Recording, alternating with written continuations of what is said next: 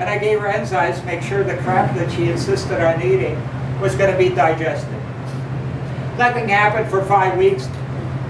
Then in the 6th week, my mother used to go to work around 2 o'clock in the morning. She ran a bakery. She gets up in the morning to prepare breakfast. Breakfast is already sitting there. And my grandmother with a big grin. My mother, of course, she thought she was hallucinating.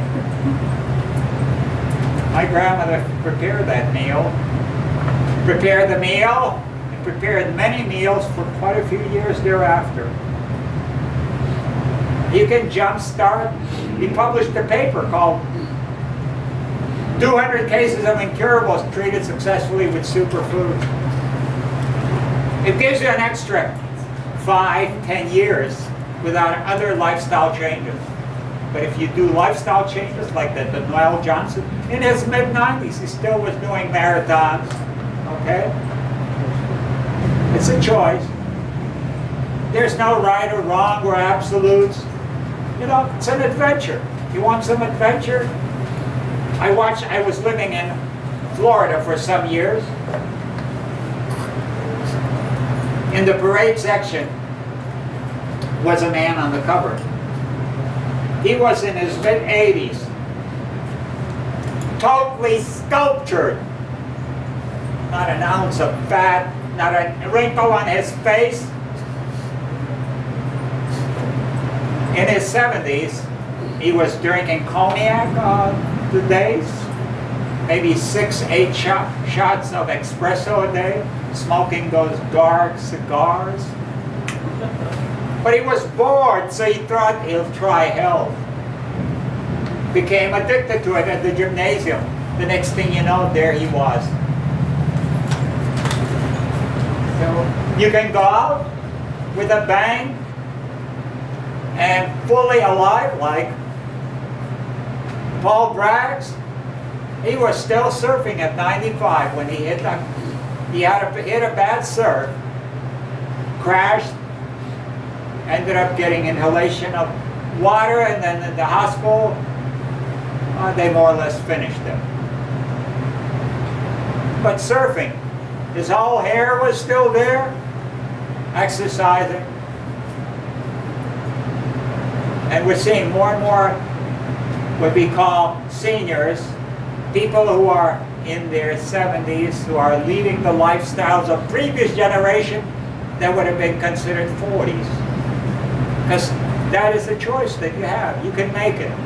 So tomorrow, like I said, we're going to get into the details of transforming your life. Just to, like you see me moving my hands. I'm doing energy work on myself. Right now I'm increasing my energetics. I'm spinning my chakras. I'm empowering myself. You'll see by kinesiology. I'll demonstrate how empowering this stuff is. Better than Starbucks espresso. It costs you nothing. Just boom, boom, boom. Just even smiling, having an idiot's grin on your face.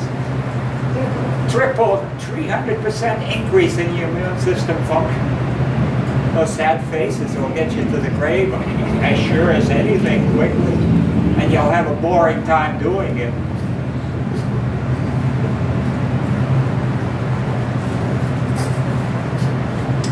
So I'm going to leave with the thought, a couple thoughts.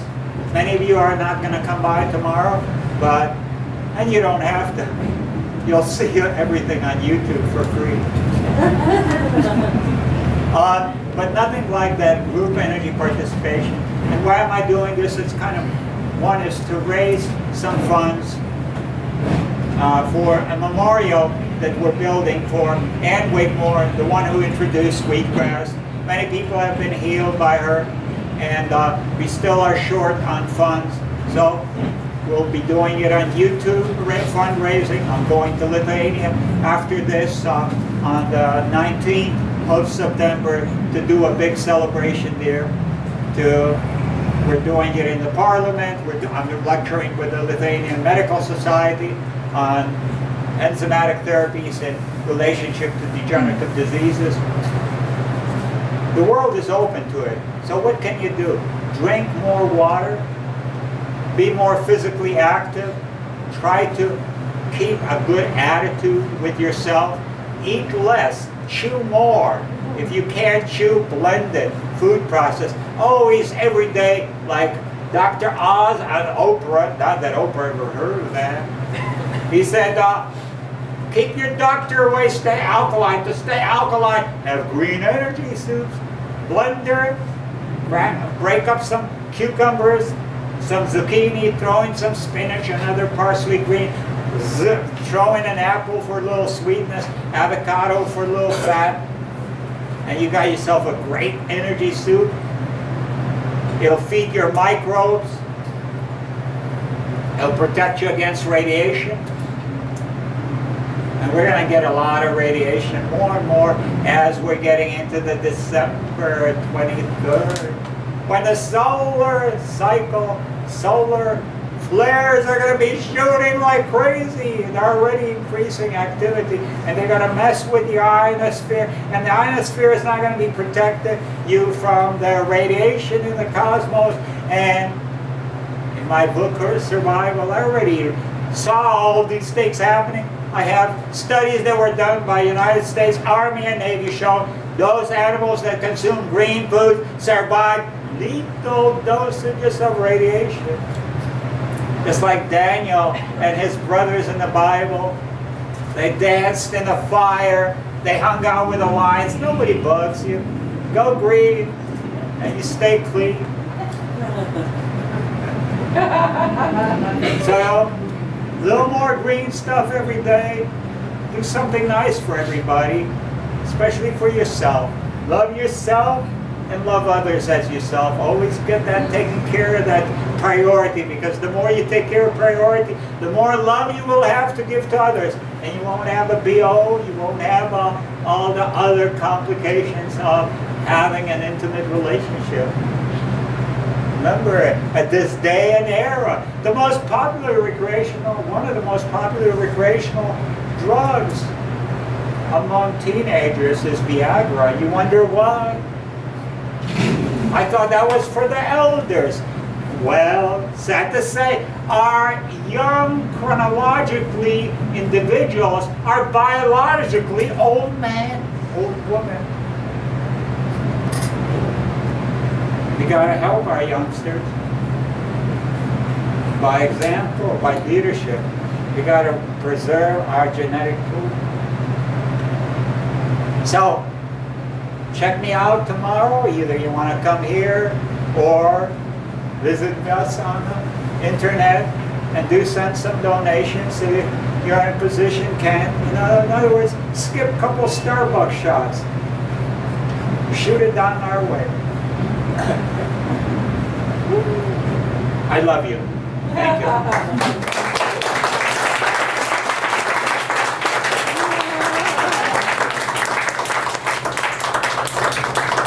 I'll answer a few questions if you would like to ask. May I ask how old you are? I'm in my mid-70s. Now you want to know how old is my girlfriend? Ha! Chronologically or biologically? Other questions? What's your impression of paleo? Excuse me? What's your impression of paleo? Oh, the paleo solution is better than no solution, certainly. You're on, first of all, the behavior is, paleo diet is basically consuming animal proteins predominantly in the raw states. Is that correct? Yeah, and also consuming other raw produce like fruit, vegetables, and stuff like that. And it certainly is if you in terms of choice, yeah, it's better than consuming everything through the ovens. In the ovens, there's nothing left over when you're eating in the raw state. But see, they do it all wrong. First of all, they don't consume the whole animal. They concentrate on the muscle tissue. The muscle tissue is the most acidic, loaded with fear hormones. As the animal went through the slaughterhouse, it saw its brothers and sisters being killed off. And it was in a state of fear. Produces them, saturates the skin, and you're eating that stuff. So basically, it's not a good thing from that point of view, ahimsa. It's not a dietary program that could be practiced. It's not sustainable.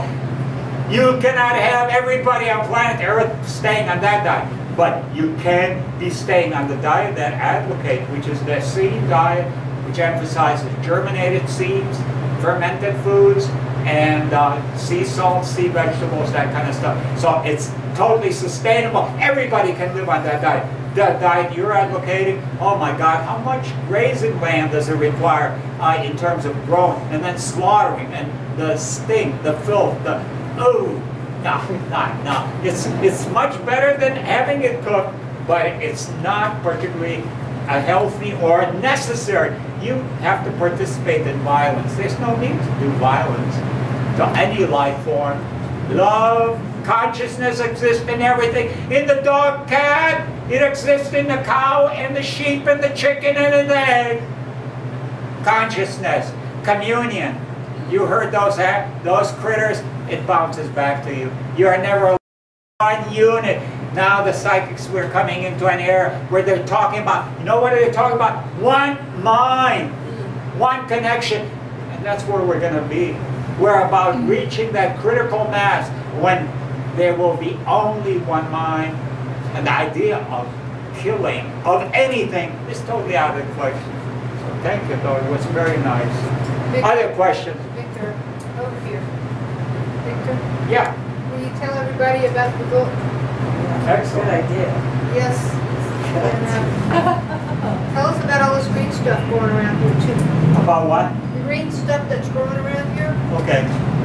What we have is wheatgrass, buckwheat, and sunflower greens. These are seeds that I had innovated.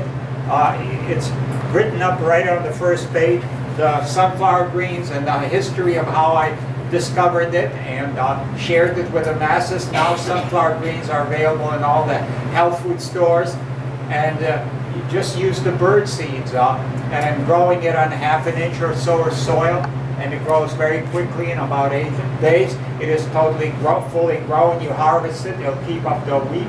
In order to increase the nutritional value, you might do the watering with 1 teaspoon of sea salt. You put it in the gallon of water. That increases all the trace minerals for the growth and development. So primarily it is wheatgrass. Remember, like King Nebuchadnezzar, he was totally nuts and off the wall. They talked about it in the Bible. And they said he went out and ate grasses like the oxen, and he became sane, healthy, and he ruled with great wisdom. Which one was that? King Nebuchadnezzar, okay, grasses. It has a lot. In my book, Survival, I document all the research about the grasses. It's more than just what we had discovered. Between the period of 1930s and 1950s, the era of grass-related research was phenomenal, especially in relationship to grains, fertility, healing, dealing with all kind of chronic conditions. So this book was the first book on holistic health, and it has basically a little bit of history of myself. This was when I was living in Hot Springs. I was a bodybuilder at that time, at 60. This was at mid-50s, doing outrageous yogic postures. Most yogis can't do anything like that. I walked around on my hands, and yet I was in my late 50s. So basically, the book is the first treatise on cancer, on arthritis. It's all documented from medical literature. I am an academician, mathematician in background. I used to teach college mathematics, as well as study nuclear physics. I spent about 5 years in the computer sciences during the pioneering age. So I like to have communication, a language that can exist between the layperson and our clinical experience at their boundaries and what is going on in the scientific community. I spent 5 years at Harvard Medical Library, 4 to 8 hours a day, going through the abstracts. Now you can do it easily on the laptop computer. That was before the computer laptop situation. So you had to do it manual. I document. It's got about 300 medical journal references. It's classic. Nobody really has outdone this in terms of information that is timeless and information that keeps on giving. So it's a good book. I'll be glad to autograph it. I channel special individualized message to everyone. That's something also I do readings over here. You can see Donna if you want to make some arrangements. So this is excellent way to get inspired, and especially it is dealing with the 2012 phenomena, what's coming down the pipe, and how to be best preparing yourself for it.